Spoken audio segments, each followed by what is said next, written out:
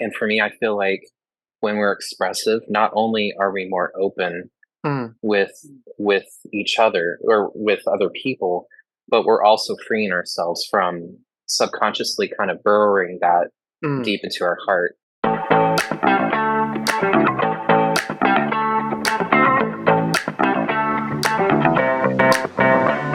Welcome to Share.care, an all-inclusive community sharing experience, strength, and hope to create strong, healthy, and inspiring relationships. Share.care communities work toward every individual feeling safe, valued, and heard, free from the threat of danger, pain, or harm. Each episode, founder Damian Andrews explores the principles underpinning Share.care and invites expert special guests to share their knowledge so you can easily reap the benefits so many others experience. You hold the choice to create your future. Let it be with strong, healthy, and inspiring relationships. Hello and welcome to the Share.care podcast. Our belief is that global peace starts at home. Feeling safe, valued, and heard gives you a foundation to confidently step out and make the world a happier and safer place for everyone. Because in today's world, it's in your own interest to help others. And today, it is my great pleasure to welcome Justin Ericson. Now, Justin has over 15 years' experience assisting people in their recovery through various addictions that held them back. And also, he's the author of Till Death Did We Part, which is available on Amazon. Welcome, Justin. Pleasure to have you on the show. Oh gosh, thank you so much for having me. I'm very excited. Fantastic. Now, one of the things and the traditions that we do in this show, to start with, we jump in the Wayback Machine. Now, you might remember this. It's a silver DeLorean that Doc Brown invented from Back to the Future. And when you hit 88 miles an hour, you can travel through time. So can we jump in that? I'll let you get in the driver's seat and we can hit, you put your foot down, get to 88 miles an hour. I'll hold on in this passenger side and we'll travel back to, a time when, something, where you actually, had some experiences, some challenges that you went through that were pivotal to you doing what you're doing now. Wow, that's a really good question, very deep question. I'm traveling right now, and just give me a second to arrive at my destination.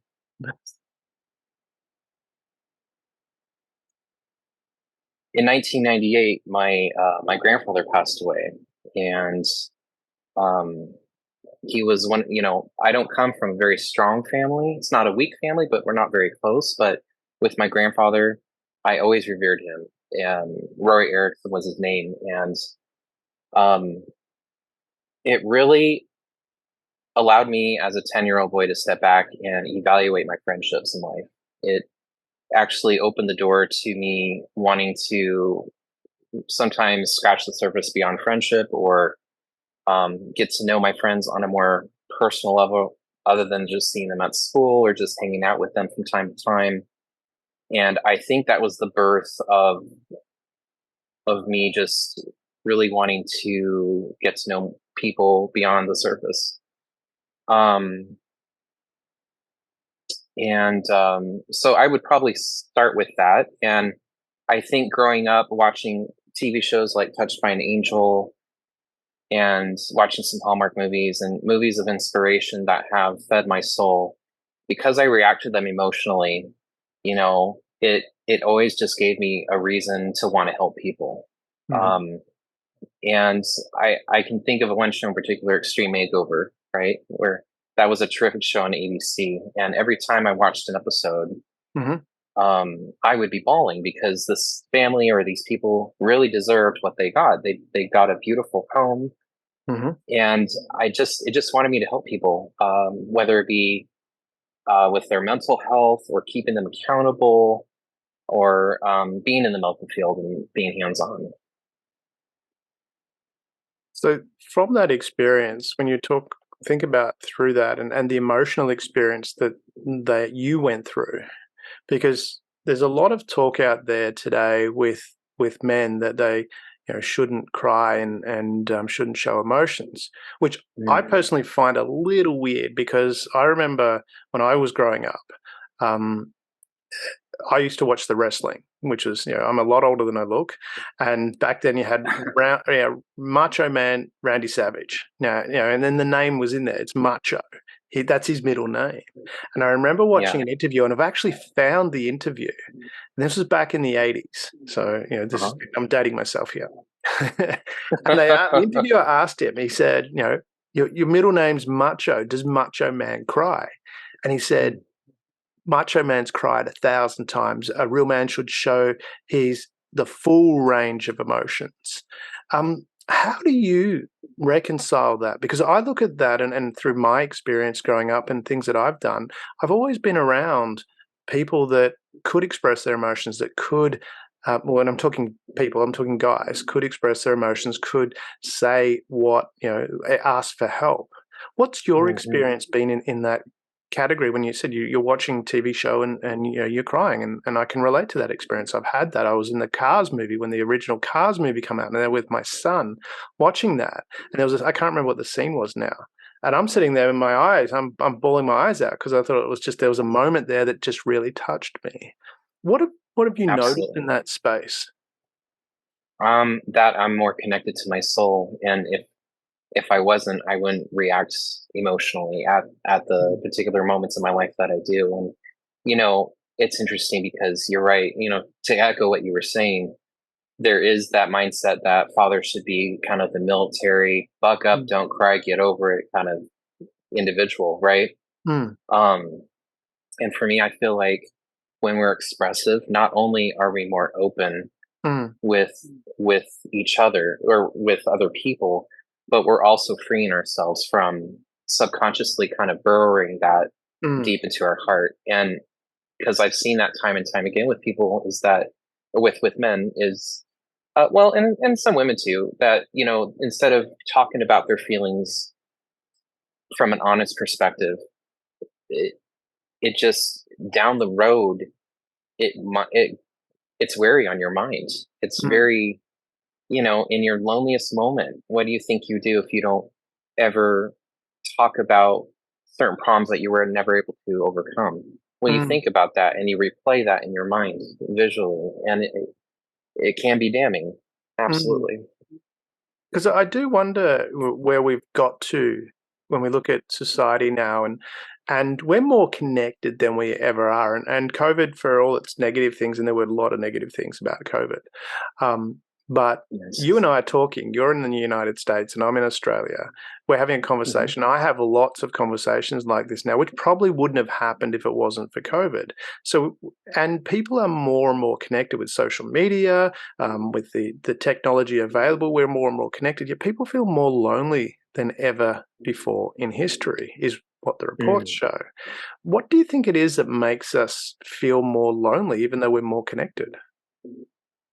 Well, first and foremost, I think it's pivotal to figure out where your soul's going. And I think to connect to a faith, even a religion, that can really help provide that structure and that moral compass and that guidance for your soul. But instead, especially here in the US, and I'm not sure how it is in Australia, but I'll speak on behalf of my country, that, we've really utilized our energy for overworking ourselves at work, for the spirit of competition among others, and we've sacrificed that, and you can sense it. You just go out to the grocery store, and you get that energy feeling, that aura from those around you sometimes, and it's really heavy sometimes. So I think that has a lot to do with it. I think also, with everything going up in cost, it pressures a lot of people, especially single parents, to kind of calculate how they use their time. Yet some of them miss that mark of being one with themselves, of being open, expressive, really looking at someone when they talk to like their child or whoever. I think there's a lot of negligence. I think, especially with the political climate that's currently in our country in the US, I think there's just a lot of tension. And when you have that much tension and that much negativity, you're intentionally not making room for for you and your good mental health. So this part about making room for you, first, I mean, when I come back to what you talked about, faith as well, because I resonate with that, which certainly share.care does. We have 10 principles to follow, and the second one on the list, not that they're really in any order, but is strength. Find a source of strength. Where do you turn to for the light in your darkest hours? It might be a God, it might be spirituality, it might be music, it might be poetry. How much is that, finding that source of strength, because you mentioned about that, finding some faith, how much has that played in your life when you've had dark times that you've had to work through? Oh my goodness, great question. Well, right now, for me personally, the bridge that connects A and B is music. And um, I remember I was suicidal many, many, many, many years ago. Mm-hmm. And I almost killed myself. And it was during my relationship with T. And I popped in a CD from Evanescence called Mm-hmm. Fallen. Mm-hmm. And just hearing her for the first time, because it was a new CD, and I just thought, let me just pop this in while I'm thinking. Mm-hmm. The music, you can hear her heart and hear her pain. And it gave me that subliminal message of, I guess I'm not the only one. So music for me is certainly that avenue that I always take. Another component connecting those two for me would be being at the water. I believe in the elements. My zodiac sign is Libra, so it's air. However, I tend to respond more towards water, and so what I'll do is I'll go to the ocean for a few hours or some sort of form of water, and just really kind of be quiet, listen, reflect, and focus. And so if I didn't have those two, it wouldn't be impossible, but it would just be definitely more challenging for me. Well, from that perspective, you've got to be fair too. I mean, if you're looking at it at a molecule level, I mean, there's one oxygen and two helium atoms in, so there's a gaseous state there, which kind of relates to air in a way. So maybe Oh, that's the yes. connection. Could be. I never thought of that before. But I love what you mentioned there about you were listening to the song, and I love that song myself. We've got a radio station that we're launching soon, or Share.care has its own radio station where we have a lot of interviews on and people sharing information through their own podcast that they repurposing as shows on a radio, which is really cool. And then I've got another regional station that we're launching soon as well, and it was actually this week I was uploading songs from Evanescence, so it's ironic that you brought that up. Oh, wow, I just got chills on my spine when you said that. That's what a coincidence. Yeah, that's why. And congratulations. Yeah, thank you. No, it stood out for me. You're That welcome. it was really that was really cool. But what I wanted to tap into what you said there was you said listening to the song, and it is a very powerful song. I completely agree. But you got this feeling that you're not alone, and because she's talking obviously about dark emotions and this trauma that she's going through, if you want to use that word, which I just did. Yes. But you mentioned when we were talking in the pre-show, one of the messages that you wanted to get out there was that you're not alone. And I wonder about that because, and I have a lot of pop culture references, so you have to bear with me on that. But Of course. the movie Crocodile Dundee, there's a scene in that movie where they're up in the big apartment. I don't know if you know the movie or not, but and he's an Australian outback guy that's come to New York City. And so it comes from this really small town of like 10 people in the outback of Australia, and he chases crocodiles, and the lady that comes and interviews him out there, then she actually invites him back to New York. So here's this outback Aussie in Australia, at this high class party, and they're talking about things, and they talk about a psychiatrist, and he makes a faux pas about calling him being nuts, that kind of thing, and being a nut, New York being a nut house, but he goes, that's why I fit in, because I'm a bit of a nut myself. Are we all in some way? Yeah, exactly. But they're having a discussion a bit later. Him and the female protagonist are having a discussion about this, and she goes, because it's like a psychiatrist, and it's like someone you go out, to let your problems out to. And she says, "Oh, you probably don't have a psychiatrist at Walkabout Creek." And he goes, "No, in Walkabout Creek, if we have a problem, we tell Wally. Wally tells everybody else, no more Mm. problem, because it's brought out in the open." Is it, part of that process that we've somehow lost this ability just to talk about things and have these conversations? I do believe so. I think there's been so much noise that we've been incredibly distracted from Mm, that. Um, and when you're more emotional than logical, um, when something tragic happens or you have some sort of element of surprise, oftentimes that can lead to dangerous decisions. And I know I've had to really train myself on not being 100% emotional, and it's hard, but it's something you have to work at. You have to kind of sit back, take a breath, and say, "Okay, hold on. This is something traumatic. What can I do to, like, how bad is this?" And I evaluate and do all the things. So, but yes, I just to re-mention what you said, I think it's definitely something important to consider. mhm, Even though we're busy, busy, busy all the time, mhm, it's further corroding and degrading us as people, and it's really sad to see. It's really sad to see, and the best thing people like us can do, and your viewers, if they're on board, is just to be that example, be the light. Sometimes it takes more than just a glass ceiling to crash or to crush.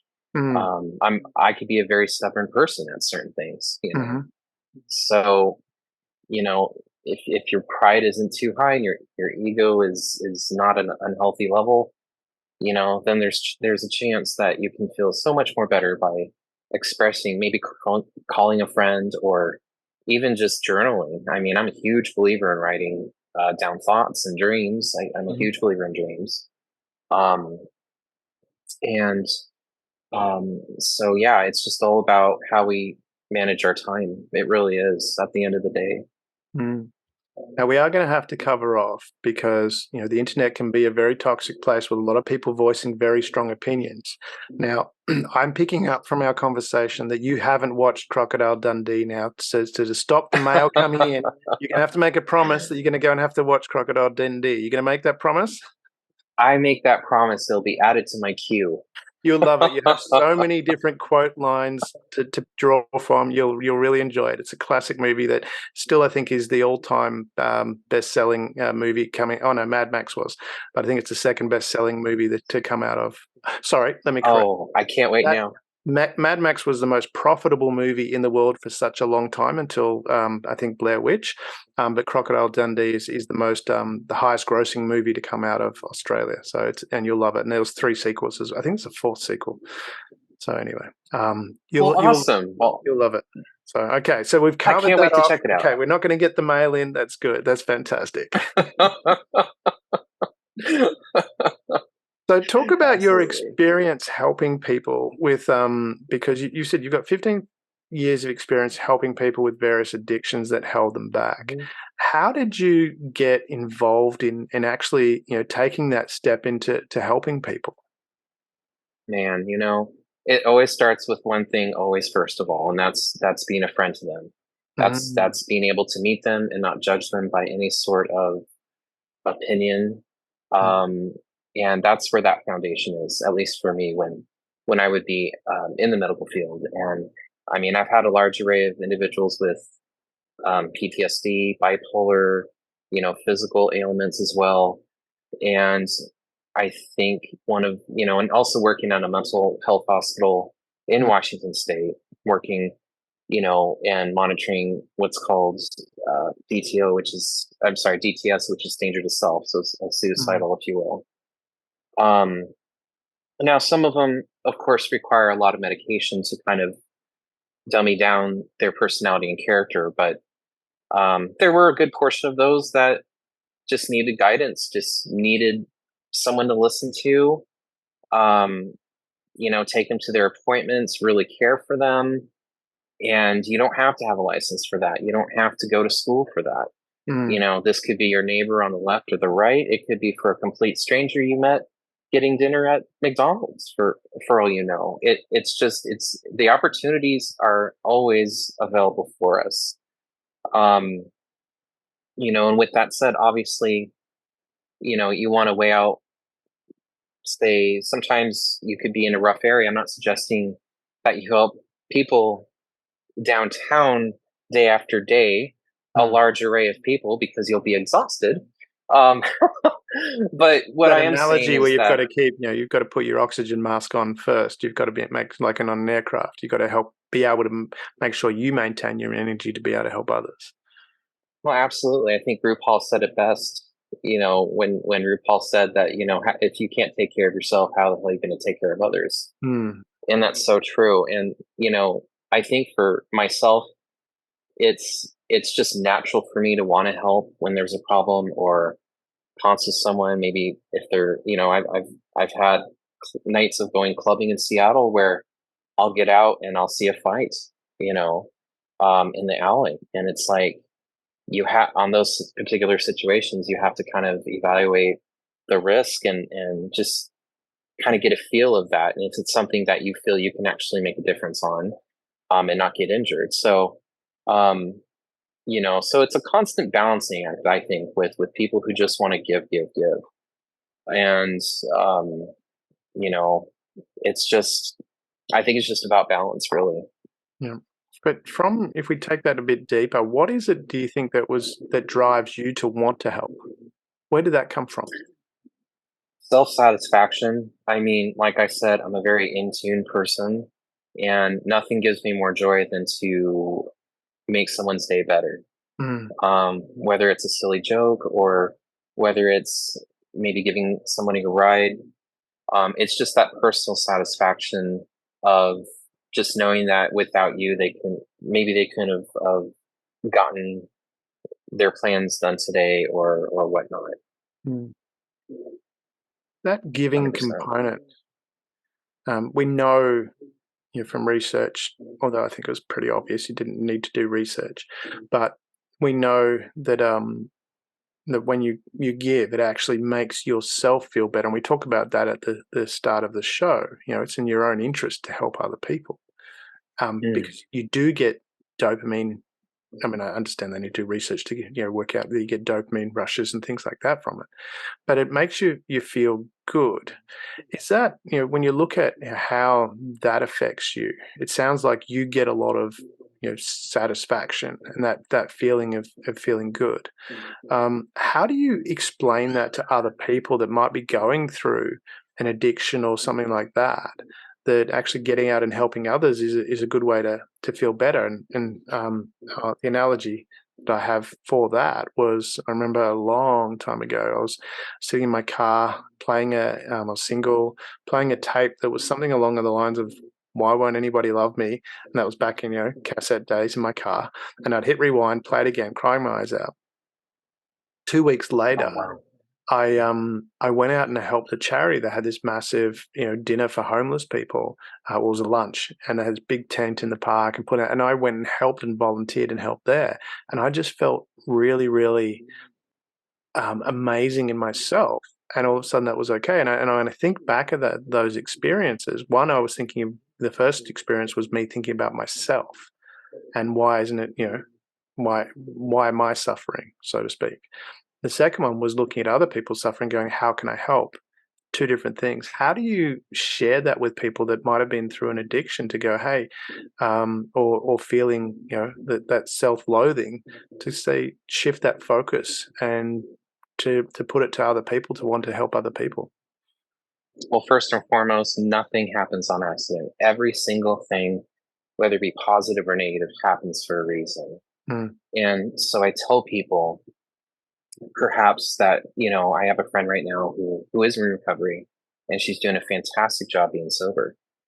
And I told her, I said, maybe one day, you can actually make speeches and Mm. you can influence other people who haven't really got on the same level as you. Mm. Um, And I think it's just one of those things where, um, you know, it's okay to not be okay. And for that particular phrase, to elaborate, I think when you are just at your rock bottom and there aren't any resources, there isn't really a lot of help. Mm, Um, I think it's at that time that, dare I use the word selfish, but I think it's appropriate to be selfish, to nurse yourself back to health mm, on every platform, emotionally, mentally, physically, and spiritually. Um, and at the bare minimum, just mentally. But I think, um, again, I think it's just something I encourage. I think everybody has a story. I think if we heard from more people, whether it's one on one or whether it's in a group setting, of some sort of a transformation to a better him or her, I think we as a people would be much happier in life. And mm. we're always searching for that next fix. And instead of taking a break and sitting back, it's like, oh, what can I do now?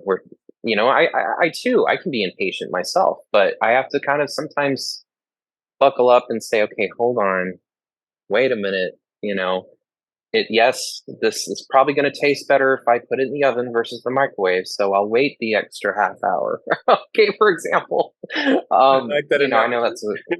that's a bad example, but Yeah, I would but struggle with that one if it was that was the choice. no, absolutely. I've been there too. Um, but again, at the end of the day, it's just about what you want, and it shouldn't be about what anybody else wants. And Mm, for me personally, being a proud gay man, especially now, I want my voice heard in the mm, movement. And I want, especially the younger generation, to know that there's nothing to be afraid of. Like, mm. everything's going to work out, and we're fighting for you.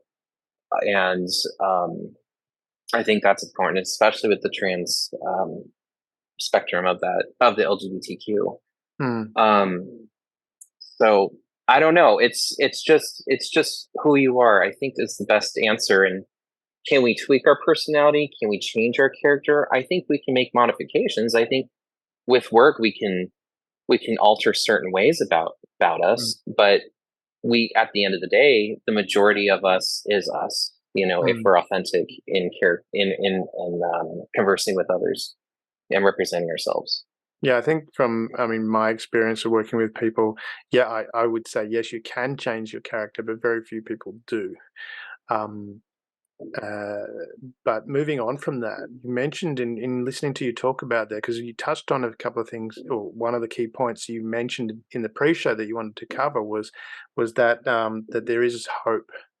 Um, Which again, I love your that you're talking about, because Share.care is a global organization sharing experience, strength, and hope to create strong, healthy, and inspiring relationships. Oh, awesome. How, when you're working with people, do if someone's again in that dark moment, that fallen moment with Evanescence playing, Mm. and how do you give them hope that there is a brighter future there? There is something to look forward to. Great question, as they all have been. I think for me, it's about the first impression.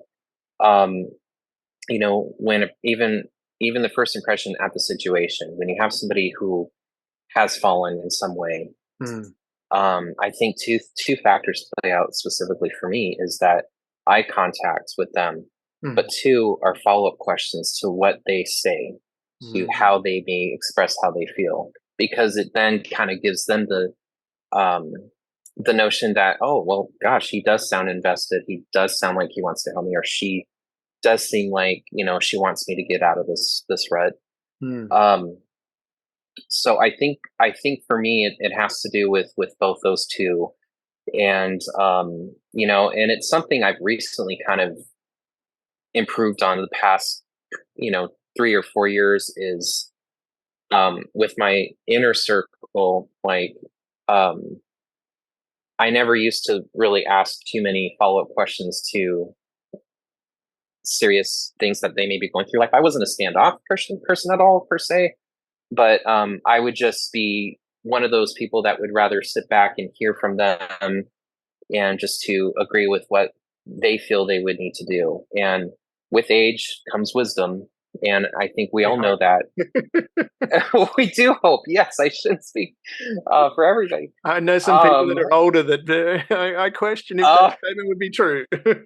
me too. Gosh darn, me too. But yeah, I think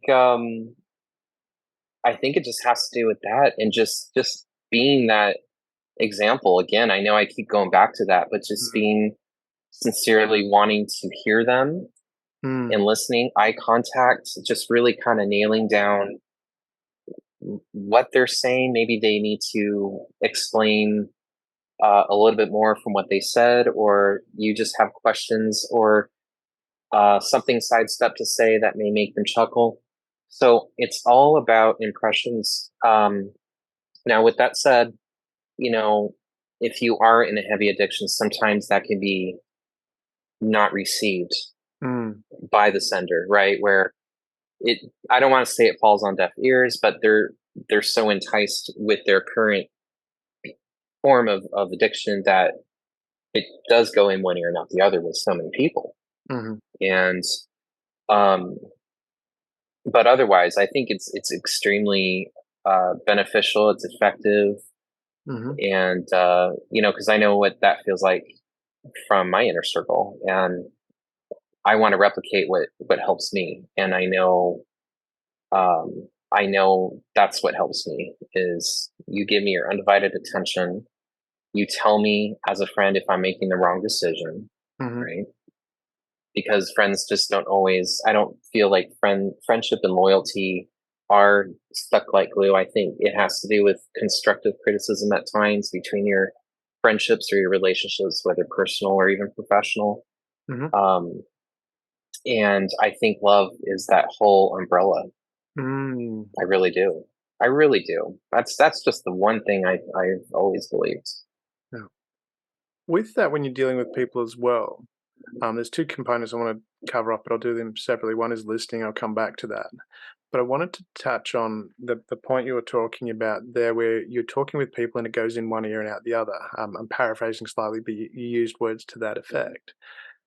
Hmm. And I was talking recently to a neuroscientist who explained the way our brain works is that our perception is our reality.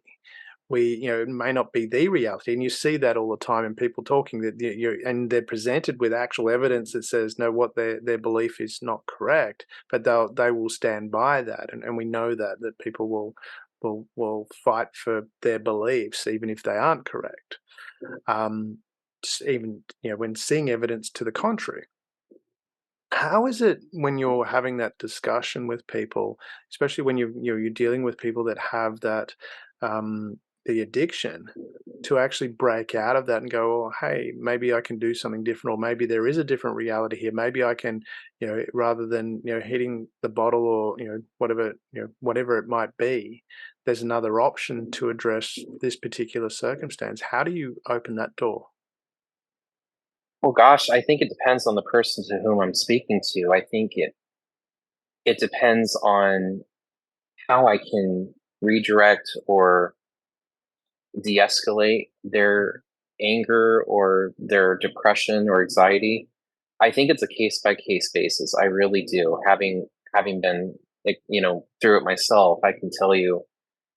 Uh, you know, I remember my parents at one time when I was in a relationship with T, which I talk about in my book. Um, when they told me that I should break up with him, when they told me that, um, when my friends told me the same thing, I sacrificed them. I sacrificed my friends because, in the name of love, I pledged allegiance to this man. Mm, So it took me to ride through the mud to finally get it.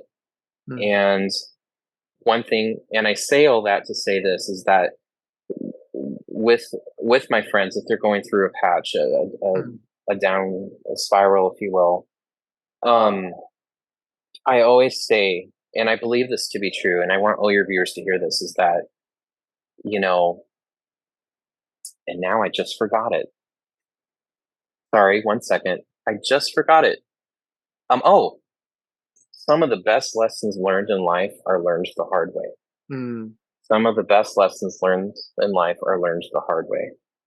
And um, I'm living proof of that. I've certainly made some decisions I'm not proud of. I know we all have, but um, especially me with my relationships.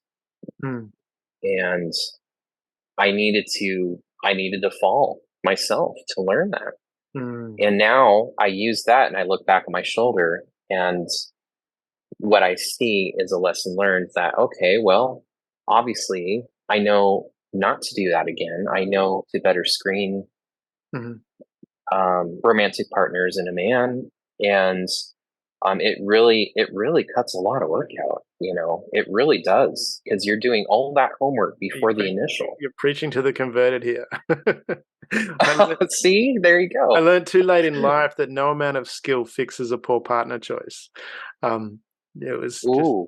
yeah, it was something that I learned much, much, much later in life, having been in a marriage that was very uh, challenging. Hmm. Let's just say, given Sorry to it's hear a that. public forum. So, Oh, of but course. yeah, Yeah. no, out of respect for the other person as well. And it's one of those things. Just because you don't agree doesn't mean that makes the other person a bad person. And I certainly don't have any of that animosity there. But what I wanted to look at with that is you talked about learning the hard way, and I've pondered this a lot because a business partner of mine, she talks about, and she said to me, and I love this quote, which she said, "You learn through pain until you learn to learn through joy," which was brings me back to that first point I raised about listening. How often, when Wow. we look at it, do we go, okay, if we actually listened to what someone was talking to, it took that wisdom on, would we avoid some of that pain? But it's just through that stubbornness. And you mentioned stubborn, and I can, I think if you look up stubborn in the dictionary, is a picture of me. Um, Oh how gosh. Yeah, because I mean, some of the hardest lessons I've learned was purely, if I'm going to be honest about it, was because I was too stubborn and didn't listen to people around me. And I learned through the pain. Whereas if I had have actually just listened, took a step back and went, "Hey, yeah, I can learn this way as well." Do you think it's necessary that we have to go through the pain, or do you think we just put ourselves in that situation? And that was coming back to Share.care's first principle, which is, it's not in any order, but the first principle Yeah. we have is responsibility. You're responsible for your own actions, and accepting responsibility puts you in control. And there's a quote that we have for that, which is from Sophocles, which says, "It's a painful thing to look at your own trouble and know that you yourself and no one else has made it." Um, how much, when we look at that, do we go, okay, this learning through pain, yeah, we did it because we weren't listening, but we can actually learn through joy if we want to.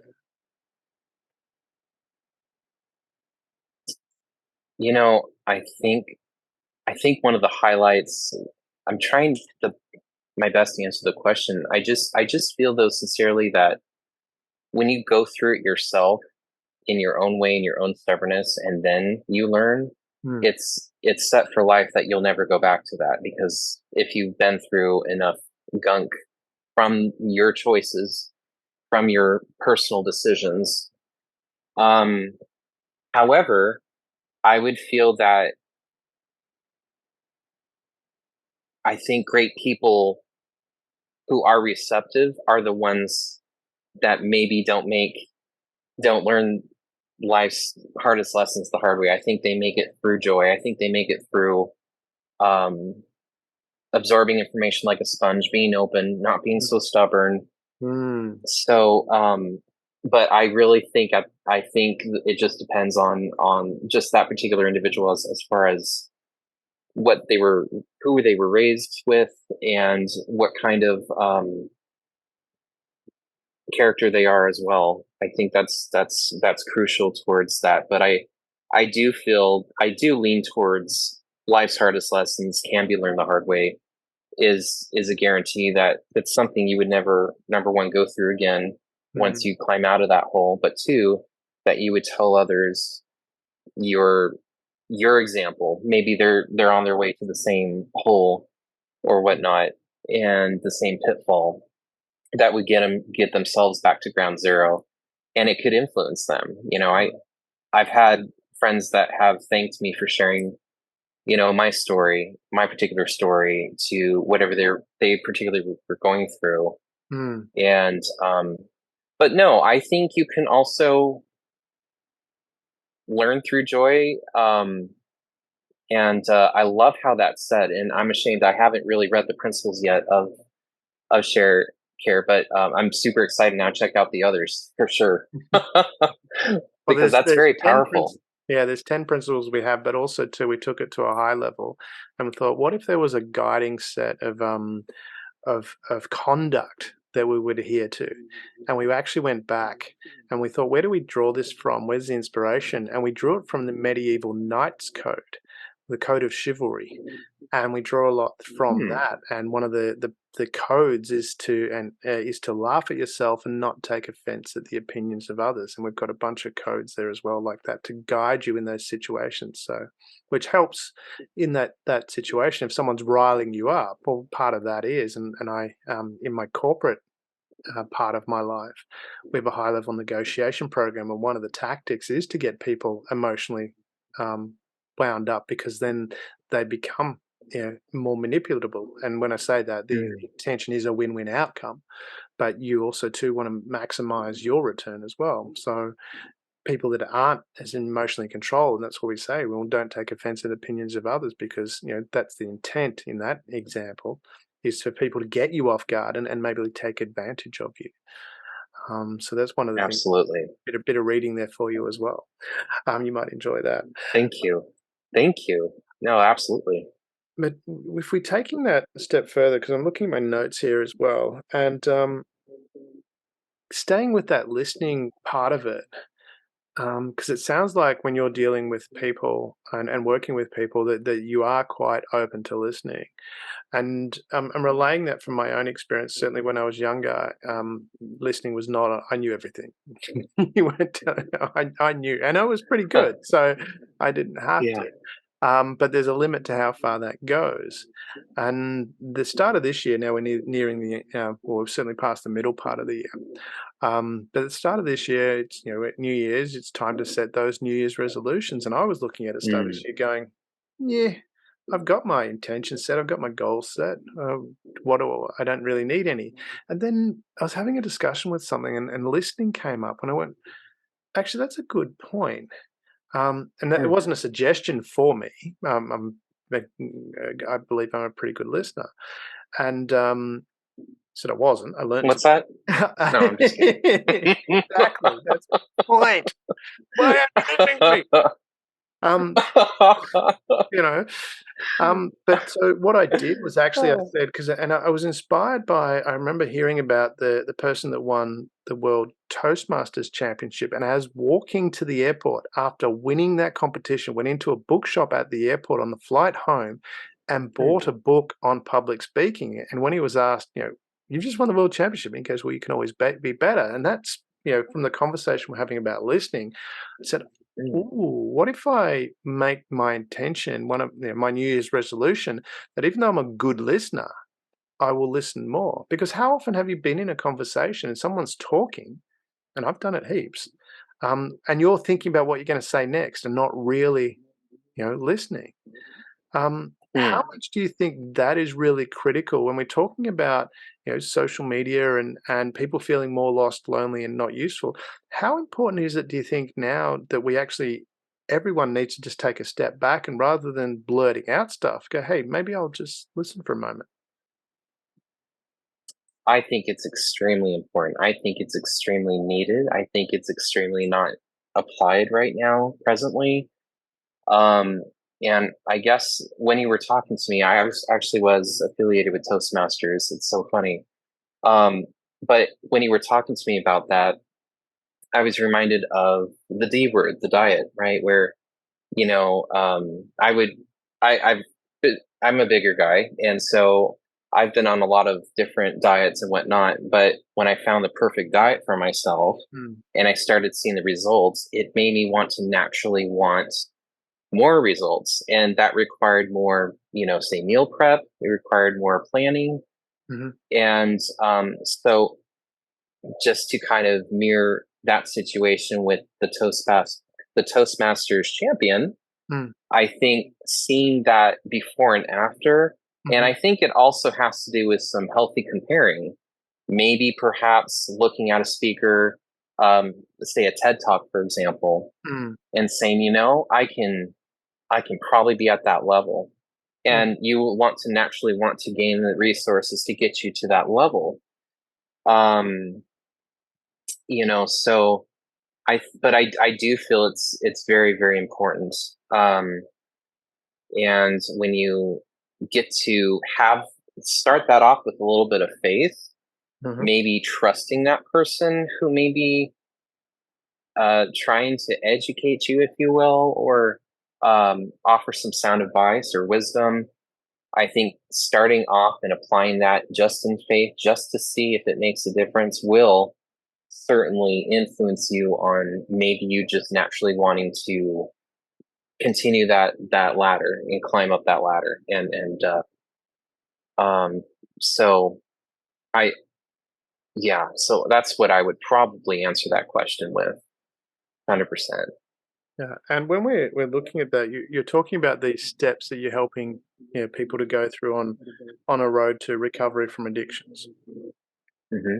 How do you build in a component of getting the small wins? I mean, we look at, say computer games, and I played a few when I was younger, and there was always, you got these little rewards, little Mario, the little plumber going through, you get the gold coin, and you get these little dopamine hits. How do you incorporate that from, when you're working with people to actually, get those small wins and to not only get the wins, but to celebrate them? Because a lot of times we can have some really, really bad self-talk. The way most people talk Mm. to themselves, they would never talk to their best friend that way, or even, probably a good friend that needs help. So how do you get people to make that shift to actually talking in you know, um, an uplifting way to themselves? Yes, well, you mentioned about the small wins aspect, and I think a lot of it has to do with patience of maybe incorporating who they were before this dilemma Mhm. overcame their lives. I think trying to get them to reflect back what it was like before they started, Mhm. is a self victory. I Mhm. really do. But I want to be careful and say that, none of this is for selfish ambition. I think there's just a lot of, you know, good intended good people who are who have great intentions. Sorry, I'm getting my words mixed up. Um, that have that. Mhm. And as far as the second part of your question, I think again it just boils down to just being an example and not just talking. You have to be it. I think our Mm. actions will always surpass any amount of words we use. Yeah. Um, and we have to practice what we preach. I know that's an overused, washed out statement, Called very cliches for a Pentecostal. reason. Yes, and with respect, but I think we can talk, but without actually having any sort of actions to what we're saying, Mm. really doesn't validate us at all. I really Mm. don't. You And what know. about our focus on objectives when going through that phase? And I'll liken this to, I think we've all had that experience where we've lost something and we're finding it, or while we're finding it, and we look in the most ridiculous places like the freezer and, Mm, all different places like that. And it's places it's never going to be in. yeah. And then we find it and it was sitting on the desk right in front of us the whole time. And that's your reticular activating system working, and you focus, you notice what you choose to focus on, coming back to what we're talking about with the neuroscientist earlier. Um, you know, Hmm. we see what we want to see. And I know from my perspective, I mean, I've never done any hard drugs or anything like that, but I have smoked and I have drank. There was a time when I was younger, I was drinking 2 bottles of vodka a day. I'm Polish, Russian, and Ukraine, so I have that excuse. Oh, You know, wow. Yes, you can take a lot. um, uh, it's but Yeah. I'll use smoking as an example because I did this specifically. I'd do it and then I'd say I don't want to smoke anymore. But what I would say was I want to breathe clean air. I want to be healthy. So my shift in focus was not I don't want to smoke. It was I want to be healthy. And from that, as soon as I went, I want to be healthy. I want to breathe clean air. Um, Immediately I could just stop. How much do you think that focus plays in people actually shifting from an addiction to not having that addiction? Gosh, I think just that differential, and I never really thought of it through that angle to which you just said about you not necessarily wanting to stop smoking, but you just wanting to be healthier. I really never differentiated, say, those two. It does come across as not nearly as overwhelming as I don't want to smoke. Mm, So I just want to thank you for saying that. Um, I think it's a challenge for people, especially when they're currently in their cycle of addiction. Um, and even in the first few days of their sobriety, whether it's from alcohol, drugs, or something else, it could be sex, it could be anger, mm, it could be porn, it could be food, it could, any sort of addiction. I would think it would be a bit early to differentiate the two unless you had a really awful last day of your addiction to the point of you wanting to come back from it. mm, So, but with the work that you're seeing in the foreground, because this is another thing. I use this analogy about photographs. It's not always about what's in the foreground. It's also what about the background? mm, And if you initiate the foreground aspect, which is the work that you need to do mhm, to clear your head mhm, and not revert back to your old ways, then the chances of that individual and in a healthier mindset actually being able to make that decision would benefit them tremendously. But mm, I think it takes time. I think it takes time to do some self work before getting to that because for a lot of people I would feel that would be a little extreme maybe at mhm. first, a little overwhelming. Yeah. Yeah. So what you really need to do is get those photo bombers out of the background of your images. Is that what you're saying? Yes. Yes, pretty much. Oh, you guys, go away, go away. Exactly. And you've talked a lot Oh. about, and you've mentioned it a few times in the podcast, but you've talked a lot of, and in the research that I've done, you talk a lot about unconditional love. What Mm. does that mean to you? What is unconditional love? So unconditional love to me is like an acre without, or just a field without a fence. It is literally the entire world in front of you.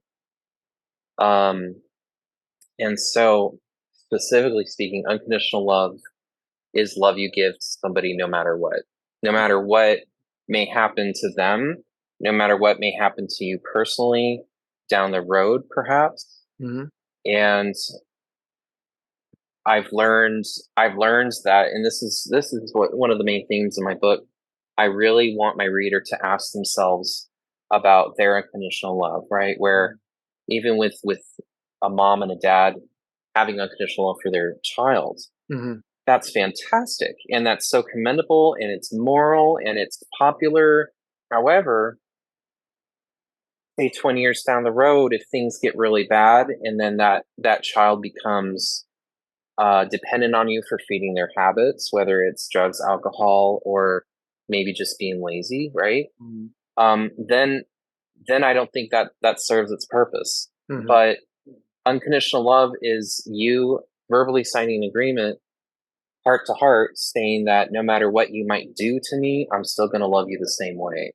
mm, And so I really stress the importance of evaluating that for people. I think you can have conditional love. I don't think that's a bad thing. I think for the purpose of self-respect and your self esteem of being safe with yourself, I think it's important to monitor that. And I'm not saying to eliminate unconditional love, and I'm not saying to give up on people failing Mhm. more than once at their own recovery.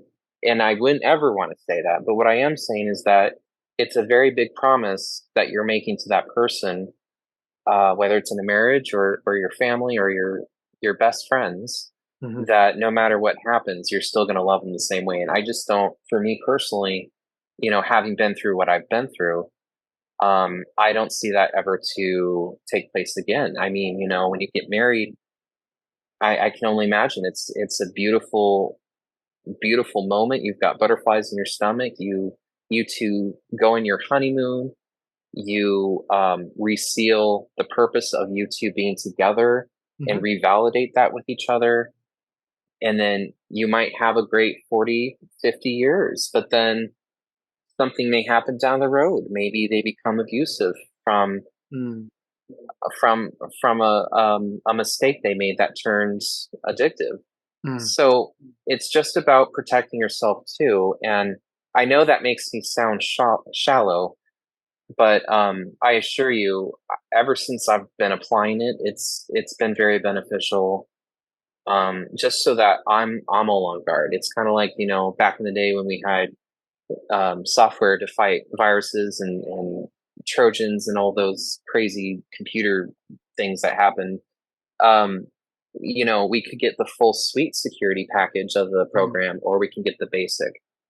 And so, um, you you certainly want the best package to protect your computer and allow you the chance to still connect. And so, with ourselves, with our hearts and souls, especially if you're easily triggered or easily traumatized, I think it's important to list boundaries. And I call it the give to get policy, where you give to someone what you want to give back. Mm. And it's not a selfish ambition. It's not a tit for tat. None of those things, but it is a healthy, in my experience, it's just a very healthy place to be. And I've got to ask the question. You mentioned honeymoon there. Why do you think they call it honeymoon? I read somewhere that it's because it's the first time you see each other's butts. But is that? Oh wow. I've never heard that before. That's fantastic. I'm brought back to the show The Honeymooners, and there were a lot of characters in that old TV show. Sorry. Now that you said that, um, no, that's interesting. I've never really thought of it. I've always thought of honey as something sweet, Oh, it's the first time you get you the know. sweetness as well, I guess. Yeah. I love that. Sure. That's awesome. If you've been a good boy and good girl. Exactly. Exactly. Tell you us know. about the book. From what I want to understand is because I'm sure, and coming back to that Wally principle, and you have to watch Crocodile Dundee because you'll laugh your head off and you'll enjoy the references. And as you're watching it, you'll be going, I get that, I get that. There's a famous comment Yes. about a knife and stuff like that, and watch how he knows what time of the day it is. It's hilarious. Oh, for There's sure. little For teasers sure. for you there. Thank Um, you. but and so that's one coming back to that Wally principle is we've all got, I think, something to say as well, something to share that we can help people. Talk us through how you went through the process of writing the book. What was it like? I mean, was it what if someone wanted to share their story? What would you guide them to do in getting their book out there? Oh my gosh. Just gathering your details, jotting down your story, maybe practicing with a best friend as to how you would talk about it with somebody who can really use it. For me personally, I waited about 8 months after T's untimely demise Mm. to to start this book, and it really started off with I think they call it here freestyle writing, where whatever your thoughts are, you're typing that. Hmm. And I was under such a psychological hold with him when he was alive that um, my reaction to his death was um, it was one of a kind experience. I had gone. I was able to somehow be able to manage to work. I was working at Edible Arrangements at the time, Mm. managing the store, and I still, I had to work a few days before it was a holiday, so I really didn't have many options. But after that, I had really sat down with myself. I left town for a few days. I went up to get a hotel room, and I just sat myself down and started typing. And I had so much rage at first. I was using language I've never used before. I was typing up emotional trauma, and a lot of it was choppy. But then I sat back after I felt, I think it was about 6 hours in the dark, writing up at the hotel in Bellevue, Washington, and I just sat back and I was like, you know what? Maybe my story can help other people. Mm. So the book idea wasn't really in the works, but then I just thought, well, I have such a turbulent roller coaster ride with him, and that I really want people to hear my story, and it wasn't me wanting to gain attention or having people feel sorry for me with what I went through, although that has been uh, the feedback I've been getting from my circle and friends and family, which I'm so grateful for. But the whole purpose is I think we can feel alone. And when I was with him, currently in the abusive relationship, I felt alone. I felt like I Mm. couldn't talk to anybody about it. There were a lot of factors that played. We met at Northwest U in Kirkland, and we were both very religious people, both affiliated with the Assemblies of God Pentecostal movement. And so, being gay was certainly not an option, but we both fell in love with each other, and Mm. we kept it very private for as long as we could until we had a whistleblower, which I won't spoil that, but that's in my book as well. Um, You've just blown the whistle. I thought I just held it. I guess I did blow it a little, didn't I? um, but but no, I share my insight. I share what I've been through. There were also, I think, a piece of the pie that I also really loved to get into was having him on the other side, having him pass, and for me to be able to still connect with him. Mm. And I talk about her in my book. I talk about her to all my friends and family. But Karina Hartman she is one of the most dear ladies that I've ever had the privilege of knowing. And we go back probably about a good 8 or 9 years, and she's a psychic. And everything she has said has come true for me. And she was able to connect with him. And if I may have just a moment to share, during my session with her after his death, she kept stopping in the middle of her reading.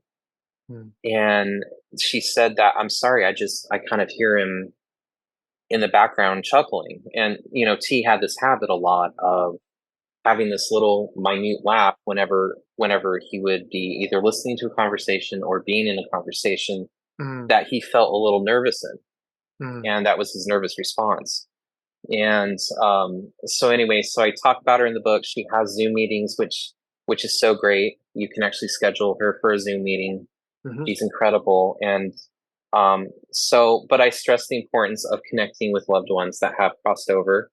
I'll get reminders from here and there about him visiting me, but that's probably another podcast. I don't want to bore you with the details, but you just know when that happens, when you feel like your loved one, whether it's a family member or a friend, passes away, and you're just hit with their presence, just like a mental "Hey, I'm here" kind of thing. Mm. It's very real, and I think it's a really beautiful thing. I really do. So, but yeah, my whole book is themed around just um, question yourself on issuing out unconditional love, but to also just know that if you're in any sort of abusive relationship, whether it's mentally, physically, emotionally, spiritually, that you're not alone, because all of those elements happen to be in my story. Mm. And I'm so blessed to have that out for others to see and read. Awesome. I love that. And I love that you shared that. And also too for the listeners too, because we did touch on earlier, suicide as well. So if people are in that moment where you're feeling that lowness, please reach out to somebody, because Hmm. there are people around. There are the Wallies out there, and there's lots of other people that care as well. That they will listen. So if you're feeling it in that dark moment, just reach out to somebody. If they can't help you, no Yes. doubt that they'll direct you to someone that can. Justin, it has been fabulous having you on the show. I've loved this conversation. It's been really wonderful. But Thank you so much. yeah, you're not over yet. But wait, For there's sure, more. for sure. There's There's more. more. Stand by. If you're going to sum it up for the listeners, sum up something that you wanted them to take away. Wisdoms, a nutshell. What is it that you would want them to take away from this interview? That it's okay to be you, that you are loved by people you may not think that love you, Mhm. um, and that you can be a better you tomorrow, and that you shouldn't ever wake up one day and say that you've learned it all, because you can be 99 years old and still not learn everything. Mm. And I'm a living proof of that. I'm growing every day, and I know many of your listeners are as well. And we're all in this together. Awesome. I love that. Justin, Thank such a you. pleasure having you on the show. Thank you very much for making the time. It's been wonderful. For the It's listeners, been an in the honor. show notes, you'll have the details of where to get Justin's book if you want to get hold of that, and how to contact Justin if you ever wanted to have a chat with him as well. So, Justin, thank you very much for being on the show. Thank you so much. I really appreciate it, Damon. Thank you for being part of the Share.care community and helping people around the world prosper. You're creating a bigger pie for everyone to share. The more people contributing to the world being a better place, the better the world becomes for others and for you.